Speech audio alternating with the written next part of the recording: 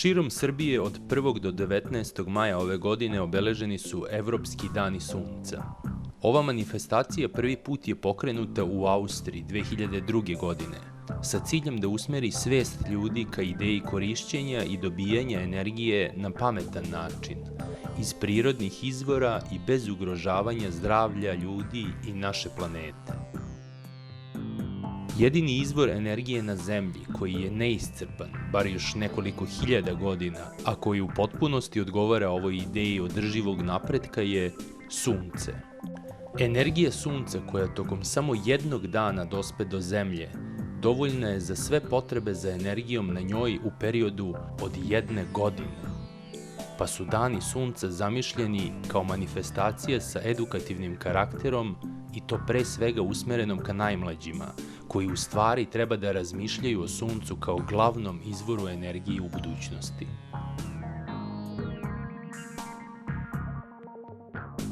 2013. godine širom Evrope organizovano je blizu 5500 događaja koji obeležavaju dane Sunca, a ova manifestacija se u Srbiji održava od 2010. godine. Nevladina organizacija Centar za energetsku efikasnost i primenjenu ekologiju je nacionalni koordinator za Evropske dane sunca. Evropski dani sunca su manifestacija koja se organizuje u čast njegovog veličanstva sunce, koji nam nesebično daruje ogromnu količinu energije, koja je neiscrpna, koja je čista i njom se ne zagađuje životna sredina, koja je nama svima na raspolaganju, ima je dovoljno energija zbog koje se nikada neće voditi ratovi. U periodu od 1. do 19. maja u 20 evropskih zemalja na preko 5000 različitih događaja obeležavaju se Evropski dani sunca i Srbija je ove godine deo te priče. Organizujemo manifestacije povodom Evropskih dana sunca od Subotice preko Novog Sada, Kule, Sremskih Karlovaca, Smedereva, Varvarina, pa sve dole do Pirota i Niša. Tako da se Srbija ove godine uključila u tu manifestaciju. Ovo je 4. put, a danas smo na Supernatural parku, na Adi Huji, gde se organizuje centralna manifestacija kako to zaslužuje prestonica. Negde je nosilac aktivnosti lokalna samouprava, negde je udruženje građana, negde su srednje tehničke škole koji sad već u okviru svojih stručnih predmeta imaju obnovljive izvore energije, negde su osnovne škole, a negde su uključeni čak vrtići. Trudimo se da uključimo što više javnosti i što više različite javnosti. Zašto? Zato ako se bavimo energijom, moramo da se bavimo svi zajedno. Mora da bude uključena i institucije, mora da bude uključena i privreda, i nevladine organizacije, a i stručna javnost. Jer samo sopstvenim resursima i sopstvenim znanjima svi zajedno možemo da doprinesemo da se energija sunca koristi što više i obnovljivi izvori energije da se koriste što više, jer ne možemo da govorimo o održivom razvoju ako ne vodimo računa o održivoj energiji. Najzainteresovanije su nevladine organizacije i veoma je interesantno što se uključuju srednje elektrotehničke škole, jer to je njihova struka i pokušavamo i njih da edukujemo, tako da sada u Srbiji postoje škole koje imaju fotonaponske panele i proizvode energiju iz sunca. Institucije se uključuju na nivou grada Beograda, to je Sekretarijat za zaštitu životne sredine, a na nivou Srbije normalno to je Ministarstvo energetike, razvoja i zaštite životne sredine. Svi smo ovde sa istim ciljem da koristimo sunčevu energiju i obnovljive izvore energije, ali isto tako svako ovde zadovoljava svoj interes. Tu su privrednici koji imaju interes da promovišu opremu, tu su nevladine organizacije čiji interes da podignu svest u oblasti zaštite životne sredine, održivog razvoja i energetske efikasnosti. Tu su mladi čiji je interes da se edukuju. Dani sunca su prilika da se svi kojima je ova tema važna međusobno što bolje upoznaju i predstave.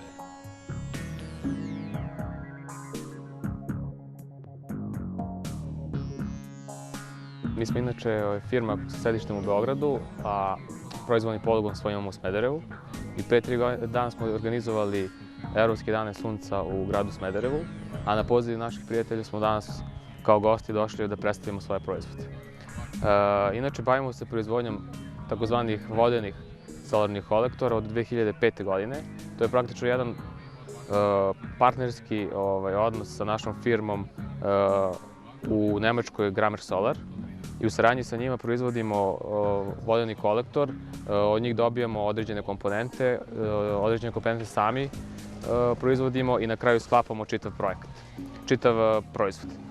Ono što je naš problem je što još uvek nemamo dovoljnu podršku države i ne samo u finansijskom smislu, nego u smislu prezentacije uopšte obnovljivih izvora energije. Jako malo se priča o tome i jako je to malo ispraćeno u medijima. Tako da je naš proizvodni pogon planiran, u njemu je planirano da radi oko 50 radnika, odnosno ljudi. Trenutno imamo 5-6 radnika u zavisnosti od toga kolika nam je potražnja.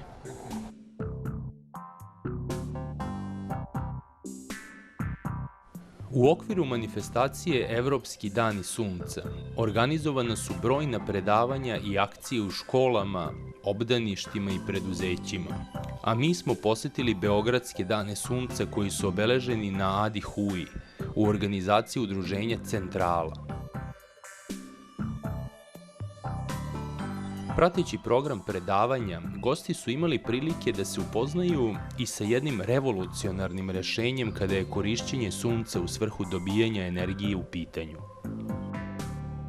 Naime, jedan od predavača predstavio je solarni koncentrator sa akumulatorom koji je konstruisao profesor Vladan Petrović u okolini Kragujevca gde se i nalazi ovo pilot postrojenje. U čemu je revolucionarni naučni značaj ovog projekta? On leži u akumulatoru. Kada želimo da iskoristimo solarnu energiju za dobijanje struje ili za grejanje, za to nam je svakako neophodno sunce. Ali šta kada nema sunca?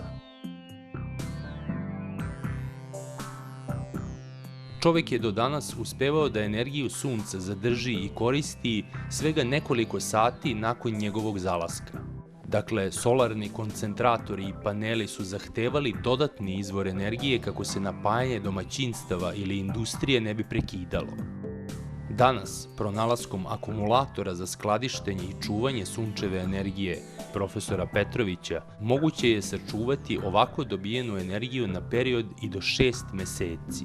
Budući da sunce izlazi svakog dana i snabdeva nas energijom određen broj sati, ovaj izum nam praktično omogućava da energiju sunca koristimo bez prekida i bez dodatnih pomoćnih izvora energije svih 365 dana u godini. To šta je u akumulatoru je profesorova poslovna tajna, ali ono što nije tajna je da je kompletno postrojenje napravljeno u Srbiji i od sirovina i materijala proizvedenih u Srbiji, što predstavlja veliku šansu za razvoj privrede u našoj zemlji.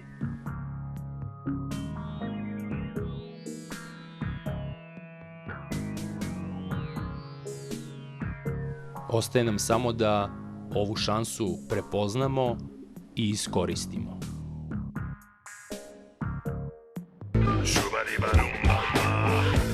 Otkad smo ugradili termoizolaciju, u našoj zgradi sve je u najboljem redu. Anđelu u prizemlju više ne bude i sna bučni kamioni. Komšija Boris može bezbrižno da roštilja na terasi.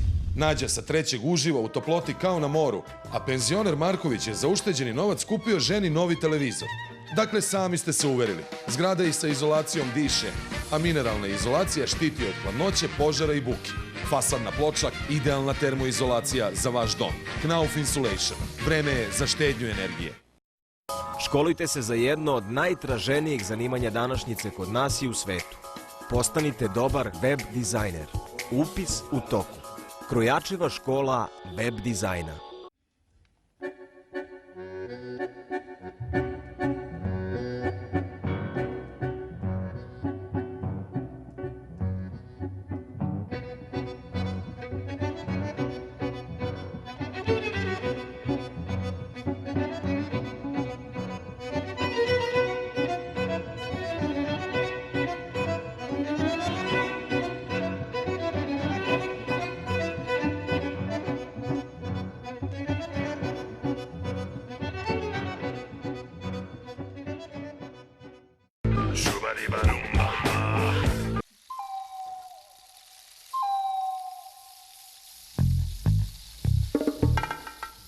Ove nedelje posetili smo jednu oazu prirode u Beogradu o kojoj se malo zna, a koja je otvorena za sve ljubitelje prirode, ali pre svega za one koji se bave njenim izučavanjem. Arboretum Šumarskog fakulteta u Beogradu je zaštićeno prirodno dobro grada Beograda i kao takav predstavlja svojevrstan spomenik prirode u našem gradu. Arboretum Šumarskog fakulteta zaštićen je 2011. godine odlukom Skupštine grada Beograda kao spomenik prirode. On spada u 3. kategoriju zaštićenih prirodnih dobara. Kao što možete da vidite, ovo bogatstvo biološke dendroflore koje se odlikuje bogatstvom genofonda autohtone vegetacije, što znači domaće, neuvežene, znači koje raste na našem podneblju, alohtone vegetacija koja je uvežena i reliktnih biljaka je ovde u savršenom skladu. Dakle, namenski su na prostoru Arboretuma Šumarskog fakulteta posađene biljke i drveće radi učenja od strane studenta, učenika i svih ostalih. Dakle, Skupština grada Beograda 2011. godine zaštitila Arboretum Šumarskog fakulteta i od tada vodi brigu. Sekretarijat zaštite životne sredine finansijskim sredstvima pomaže da se održi ovo stanje u ovakvom obliku i unapredi stanje genofonda endemičnih reliktnih biljaka. Sekretarijat zaštite životne sredine odlukom o zaštiti Arboretuma Šumarskog fakulteta poverio na upravljanje Šumarskom fakultetu Univerziteta u Beogradu održavanje ovog spomenika kulture značajnog za grad.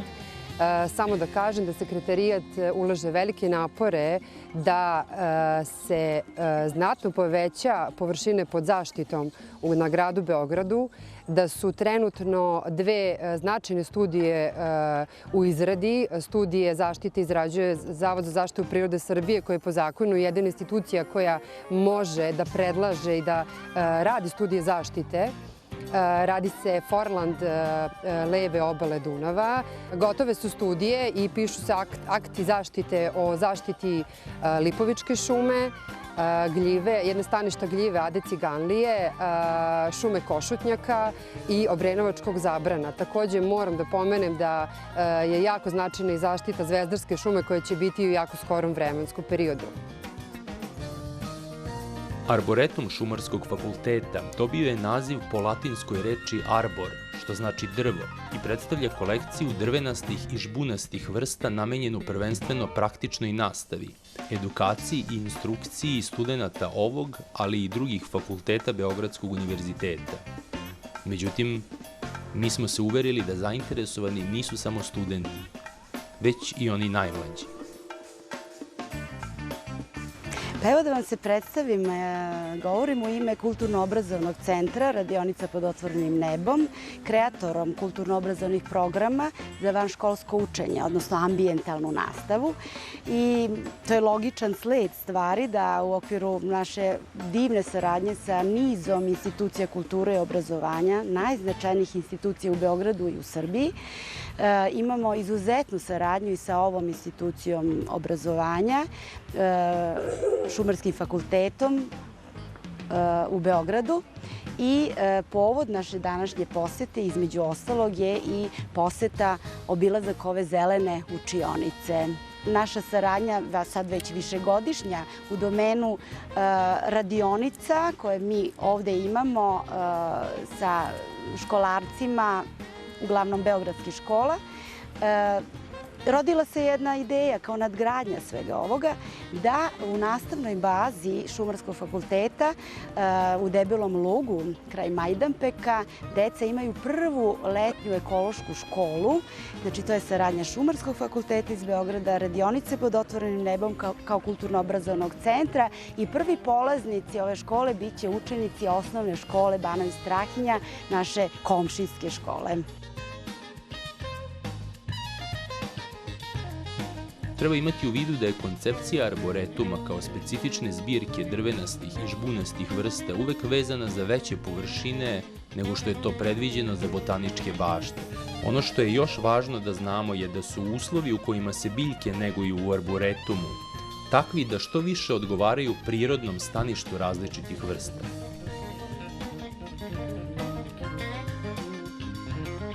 Arboretum kao zaštićeno prirodno dobro obuhvata površinu od 3 hektara i zonu proširenja koja je također površine 3 hektara. Dakle, u okviru okućnice našeg fakulteta zaštićeno prirodno područje u kategoriji spomenika prirode površine oko 6 hektara, što zaista predstavlja impozantnu površinu u okviru gradskog sistema zelenila. Istorijat Arboretuma prati naravno i deo istorijata postojanja Šumarskog fakulteta u Beogradu, jednog od najstarijih fakulteta u okviru Beogradskog univerziteta. Preseljavajući se iz zgrade Poljoprivrednog fakulteta u Zemunu kao već osnovan samostalan Šumarski fakultet u Beogradu, u impozantnu zgradu na području Banovog brda u ulici Kneza Višeslava broj 1. Arboretum je dakle zajedno sa tim preseljenjem osnovan daleke 1956. godine, polovinom prošloga veka.